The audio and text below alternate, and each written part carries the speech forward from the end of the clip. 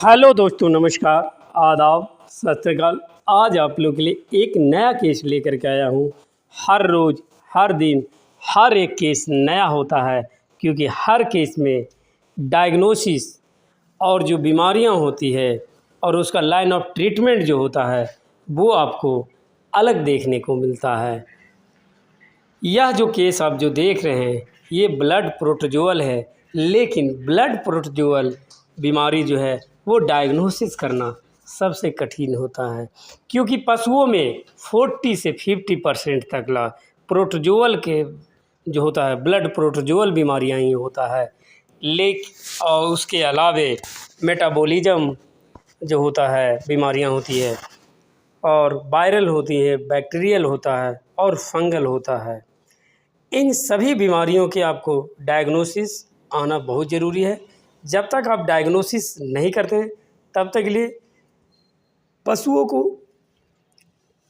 इलाज कर सही करना बहुत ही मुश्किल होता है, क्योंकि पशुओं में जो बीमारियां होती हैं वो जो दिखता है वो रहता नहीं, और जो रहता है वो दिखता नहीं है।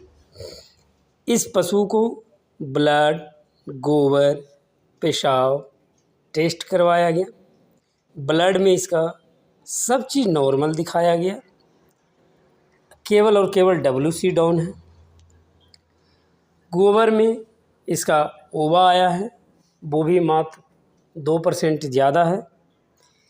यूरिन में इन्फेक्शन है, इसका इलाज लगातार किया जा रहा है। करीब 1 महीने से ऊपर हो गया है, लेकिन इसमें कोई सुधार नहीं हुआ।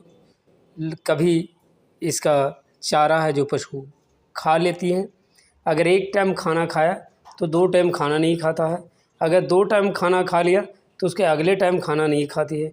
पशु जो है लगातार चारा इसका जो है कि बंद रहता है, कभी चारा खाती है कभी नहीं खाती है। टेम्परेचर इसका लगातार बना हुआ रहता है, कभी नहीं भी बना रहता है। पशुपालक लगातार दवाइयाँ करवा रहा है, लेकिन पशु में कोई सुधार नहीं हुआ। ये हमारे टीम के जो सदस्य हैं जो इसको फ्लूइड दे रहे हैं। कहीं भी आप सीखते हैं तो अपने हाथों से खुद करते हैं, तभी आप सीखेंगे। भीड़ की जमात में केवल देख करके आप कुछ सीख नहीं सकते हैं, केवल उसका समझ सकते हैं, लेकिन उसको आप अपने फील्ड में फॉलो नहीं कर पाएंगे। इसीलिए जब तक आप अपने हाथों से नहीं करते हैं तब तक आप किसी भी चीज़ के बारे में, आपको किसी भी बीमारी के बारे में आपको सही जानकारी नहीं पहुंच पाएंगे। और हर जहां भी आप सीखें उसकी बारीकियां आप ज़रूर लें। बारीकियां का मतलब ये होता है कि इसके बाद कौन सा स्टेज होगा। अगर ये थैलेरिया है तो थैलेरिया के बाद कौन सा स्टेज होगा, ये डायग्नोसिस बहुत ही ज़रूरी है। अगर केवल आपको ये पता है कि ये थैलेरिया है और थैलेरिया के इलाज करने से अगर पशु ठीक हो जाएगा, तो कदापि नहीं होता है, बहुत कम होते हैं। क्योंकि अगर ऐसा होता तो ब्लड टेस्ट करके जो रिपोर्ट इन लोग लाया उसी से इलाज करके ठीक कर लेता। यह पशु का जो पशुओं में सबसे बड़ी दुविधा है कि जो दिखाई पड़ता है वो रहता नहीं है, जो रहता है वो दिखाई नहीं पड़ता है। इसीलिए पशुओं की डायग्नोसिस में जो होता है हमेशा बीमारी के आगे टेटेनी लगाया जाता है। टेटेनी का मतलब होता है टेटेनी ऑफ सर्रा, टेटेनी ऑफ थैलेरिया, टेटेनी ऑफ बवेशिया। टेटेनी का मतलब होता है कि संभावना है कि यह सर्रा में है, संभावना है कि थैलेरिया में है, संभावना है कि ये भविष्य में, कंफर्म नहीं है कि ये है ही। क्योंकि सिम्टम से आपको डायग्नोसिस करना है। पशु किसी से बोलता नहीं है, बशर्ते आपकी डायग्नोसिस से ही आपको आभास होता है कि पशु हमसे बातें कर रहा है। तो पशुओं में आपको डायग्नोसिस बहुत ज़रूरी है। डायग्नोसिस में आपको ये आभास भी होना चाहिए कि इसके बाद जो है केस, अगर थैलेरिया है तो थैलेरिया के इलाज करने के बाद पशु किस स्टेज में घुसेगा, सेकेंडरी वेव क्या आएगा। क्योंकि WC डाउन है, यूनिटी पावर जब WC डाउन होता है तो यूनिटी पावर जो है कि डाउन होते चला जाता है लगातार। इसका डायग्नोसिस करने में सारी चीज़ नॉर्मल दिख रहे हैं, लेकिन फिर भी इस पशु को जो है ब्लड प्रोटोजोअल का इलाज किया। ब्लड प्रोटोजोअल में थैलेरिया का इलाज किया गया। थैलेरिया जो होता है वो ब्लड प्रोटोजोआ है, जिसका कॉजी एजेंट जो होता है, जो कारण होता है, वो एनोलता और पार्वा नामक जो प्रोटोजोआ होता है उससे होता है। और इस पशु का जो है कि ब्लड प्रोटोजोअल में इसका थैलेरिया का इलाज किया गया। लेकिन थैलेरिया का ट्रीटमेंट करने के बाद जो उसका सेकेंडरी वेव होता है, जो उसके बाद का क्या इलाज होता है, वो भी आपको जानकारी होना चाहिए। इसीलिए मैं बार बार बोलता हूँ कि पशुओं की डॉक्टरी 4 इंजेक्शन की नहीं है, 5वें इंजेक्शन ढूंढो कि वो कहाँ है। क्योंकि 4 इंजेक्शन में केवल वही पशु ठीक होते हैं जो ठीक होने वाला रहते हैं। ये जो पशुपालक है इसे लगातार ट्रीटमेंट करते चला गया और करवाते भी चला गया।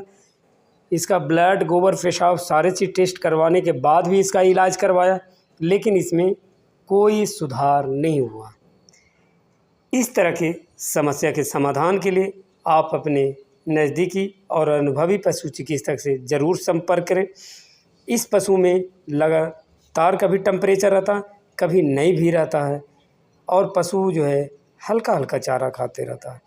ब्लड प्रोटोजोअल बीमारियां का सबसे बड़ा लक्षण है कि उसमें चारा कभी बंद नहीं करता है। ये सबसे बड़ी ब्लड प्रोटोजोअल की खासियत है। लेकिन आपको सारे बीमारी से डिफिशेंट करना है। इसके लिए आपको उसके एटियोलॉजी के बारे में जानकारी होना चाहिए कि कौन सा जो कॉज एजेंट है, उससे कौन सी बीमारियां होती है, उसके सिम्टम क्या हैं, वो सारे आपको पता होने चाहिए। उसके बाद जो आप ट्रीटमेंट किए उसका फिर सेकेंडरी वेव क्या होगा, इसके बारे में भी आपको जानकारी होना चाहिए। इस पशु को लगातार 3 दिन इलाज किया गया, तब जाकर के पशु पूरी तरह से ठीक हो गया। जिस तरह आप वीडियो में देख रहे हैं कि ये भर भर के चारा मुंह में ले रही है, और पशुपालक भी अब जो है उम्मीद है कि ये पशु ठीक हो जाएगा। इस पशु का इलाज इस प्रकार किया गया। इसमें बुपरवा की उनका इस्तेमाल किया गया, क्योंकि मैं बार बार बोल रहा हूँ कि थैलेरिया है, लेकिन ब्लड रिपोर्ट में नहीं आने के कारण है कि इसे 1 महीना से लगातार इलाज करने के बावजूद भी इसे ब्लड प्रोटोजोअल का दवा नहीं दिया गया। इस साथ में इसे फ्लूइड का इस्तेमाल किया गया। फ्लूइड के साथ इसमें ओटी का इस्तेमाल किया गया। इसमें सीपीएम का भी इस्तेमाल किया गया, एनाल्जेसिक का भी इस्तेमाल किया गया, और इसका लगातार 3 दिन इलाज किया गया। और ये देखिए कि तीसरे दिन का पूरी तरह से रिजल्ट आया। पशु पूरे चारा खा रही है, किसी भी प्रकार का दिक्कत नहीं है। टेम्परेचर 104-105 जो बना हुआ रहता था, अब इसका टेम्परेचर 102 पर रहता है। इस तरह की अधिक जानकारी के लिए चैनल को सब्सक्राइब और लाइक करें। धन्यवाद।